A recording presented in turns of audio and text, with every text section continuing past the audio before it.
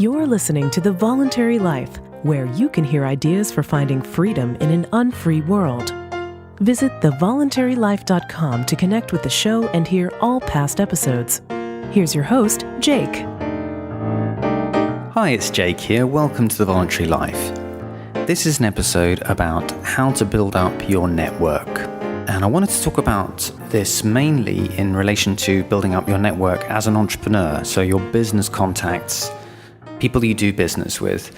But I think all the things that I'm going to talk about in this episode are also relevant just in terms of your friends, your friendship network, the things that affect your reputation for trustworthiness and reliability and for being a good person to do business with are exactly the same things that influence whether or not you're a good friend. So I hope this is useful, whether or not you're an entrepreneur or just thinking about your own social network. And I'm talking about your network of people, as I say, who you do business with or you have close contact with. So this isn't about how to develop followers on social media or anything like that. This is really about a closer network of people that you really can do business with, or friends who you can really rely on. This is something that I thought a lot about when I was developing my business, and I wasn't very good at it at first. And so I tried to learn from other people, from the experiences that I had of how other people related to me. And I also read quite a lot about networking and, some of the things that work well. And so what I'll share with you is a combination of things that I appreciated, which I tried to replicate myself, and also some things that I've read about and learned about and just discovered worked for me. The first thing that comes to mind for me, and the most important thing really in developing your network, is following through on commitments. This is such a basic, simple thing, and I know that when I started my business, the difference in my experience between dealing with people who followed through on their commitments and those who didn't was huge. I really noticed those people who I was doing business with who would follow through on what they said they would do. And by follow through, I don't necessarily mean do all the commitments that you have made. It's a question of either doing what you said you're going to do or renegotiating it. So either simply getting things done or getting back in touch with people in your network and explaining what the situation is. So if things have changed and you have to renegotiate a deadline or something, it's a matter of getting back in touch and explaining what the situation is and why. And people who do this honestly and straightforwardly, who just keep their commitments or are very clear about renegotiating them, are so easy to work with and good to work with compared to people who don't.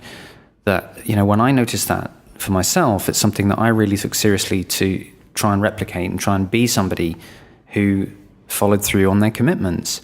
And for me, the approach that I use is to be quite systematic about this. And I've talked in previous podcasts about the getting things done system for organizing your commitments and being conscious of your commitments.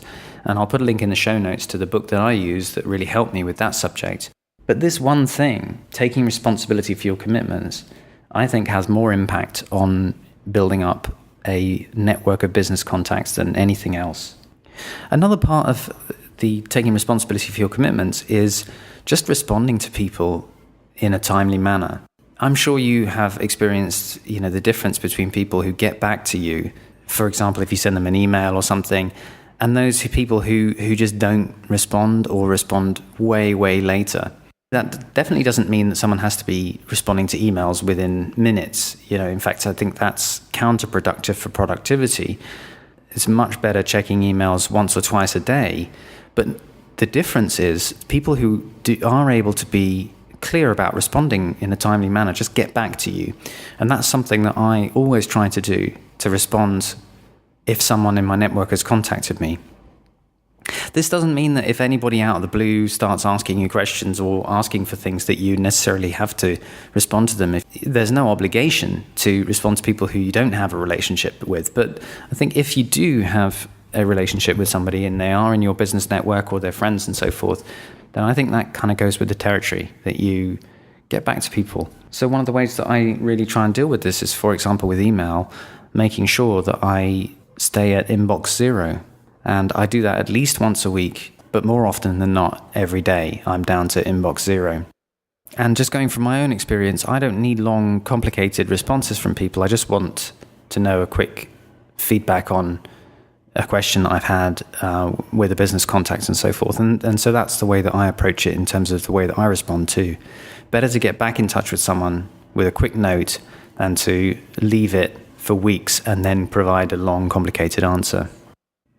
The next thing that I found really powerful in developing my business network is making introductions. This is where you put two people who you know in touch with each other because they have shared interests, or potentially they may benefit each other, they might be able to do business together, or it just might be fun for them to know each other. I first really learned about the power of making introductions some years ago when I met a really famous guy, someone who I really admire and whose books I've read a lot. I had lunch with him, we had a great time, great chats, and I really expected that that was the end of the time that he would have to communicate with me. And he followed up by suggesting a couple of people who it would be interesting for me to get in touch with. He sent emails to me and them and basically introduced me to people in his network. And I really, really appreciated that. I thought that was a very thoughtful gesture, and it made a big impression on me. And I realized how much I appreciated it, and therefore how also this could be something that others would appreciate if I did for them. So I think it's a great thing that you can do to pay it forward. So it's something that I have taken on board to really pursue myself. And now, whenever I see an opportunity to introduce people, I do so.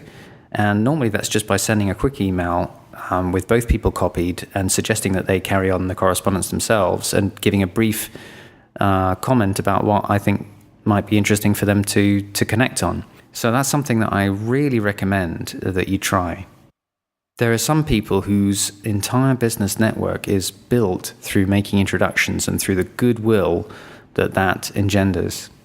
Another thing that is very helpful in building a network is making referrals. And that's a little bit like making introduction, but it's more like suggesting one person's services or product to another person. So it's connecting someone and recommending them for a service or maybe a job or whatever.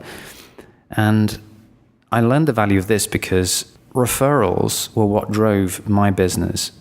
When I had customers who referred us to other new customers, it was so valuable and so important.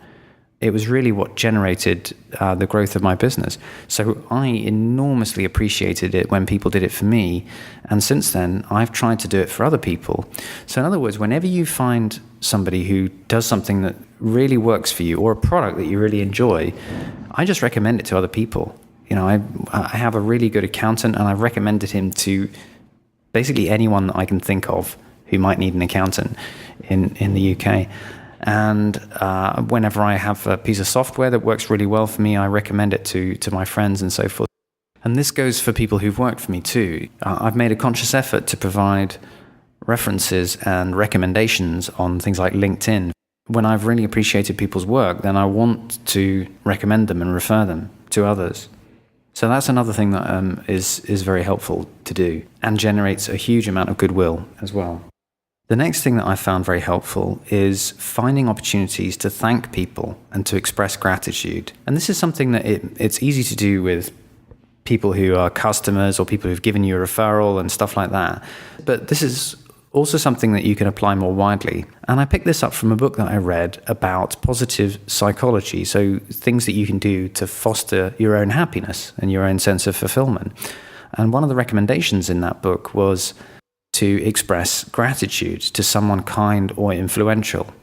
So I have taken that on board, and I make a conscious effort to think of all the people who have been kind or influential towards me, and people that I don't know as well. And I just contact them and thank them. So people whose books I've found really helpful or whose ideas I really have made a big impact on me, I seek them out and contact them, and I express my gratitude. And I found that's actually a really great way to communicate with people and to foster your own network. It's something that I've always appreciated it when people do that to me, and so I also like to do that to other people. And it feels great too, to really sincerely express your gratitude. If you send a heartfelt email to somebody and you explain, what they've done and why you're grateful for it, it really makes you feel great as well as them. Another thing that I've found really helpful in building a network is finding opportunities to do something kind, something unplanned and unrequested, but just spontaneously to do something kind or generous for other people. And this might be in a business context, things like finding useful information for somebody who you've worked with in the past, not trying to get any more work out of them or anything like that, just giving them stuff that would be useful to them that you think that might help them in their life. If you see an article that's relevant for somebody, pass it on and send it directly to them, especially if it's specifically for them, that it links very closely to their own individual interest. This suggestion also came from the positive psychology sort of movement, and I found it really rewarding to do, and also really good in terms of building relationships with people. And you can apply this in your friendships too. One thing that I did recently is I've done quite a lot of work managing my collection of photos, and I've gone through and organized my photos properly and back them up to the cloud and all that kind of stuff. And in organizing them, it's made it very easy for me to share photos with friends. So I've been able to give my friends copies of the pictures that include them from sometimes even from long ago events. And that's a nice gesture of something that you can easily give to your friends that is helpful, but wasn't requested, wasn't necessarily expected. You can just do that on your own initiative. If you have software like iPhoto or Picasa, you can even use face recognition, and it's super easy to do that really quickly and efficiently. The final suggestion I'm going to make is something that someone did for me once, which I really appreciated, and so I try to do the same for others. And that is congratulate other people on their successes, really sincerely. When I sold my business, I had a lot of emails, with people congratulating me, and it was really touching to receive those. And one guy actually sent me a bottle of champagne to congratulate me. And it wasn't even someone that I worked that closely with, but he just wanted to do that to congratulate me because he understood what a significant thing it was for me. And I was really touched by that. I thought that was a really nice gesture. Not because there's money involved in buying champagne and so forth, but just because he made the effort to really sincerely congratulate me. So that's something that I have tried to implement in my own life as well, is if I see other people who I know have successes, I really want to congratulate them, and I really want to take the opportunity to celebrate that with them, to show that, I really support them in the things that they're doing. So I think that can be a great way to help develop your connections and build your network. So those are just some of the ideas that I've had. I'm not by no means an expert networker. There are many other people who are much, much better at it than me. But I do think that, if you're conscious about it, you can really do a lot to influence the growth of your own network and to strengthen the connections that you have with other people who you do business with or who you have friendships with. The techniques that I like are the ones that are principled and genuine and authentic. And there are lots of other sort of more gimmicky techniques for really strengthening your network, which I'm not that into. But I don't think you need those. I think it is possible to put the effort in, be conscious about developing and strengthening your network, and still stay authentic in the process. But I'd also love to hear any ideas that you have, any thoughts and suggestions about how to grow and develop your network and strengthen your ties, both in business and in your friendships. So if you have any thoughts, do get in touch, comment on the website or on any of the social media links which you can find on the website too. And if you have time, I would really appreciate it if you could leave a review on iTunes. That would be very helpful. Thanks so much for listening. Thank you for listening to The Voluntary Life. If you have feedback about the show, please email jake@thevoluntarylife.com. If you enjoyed this program, please share the podcast with your friends or click the donate button on thevoluntarylife.com.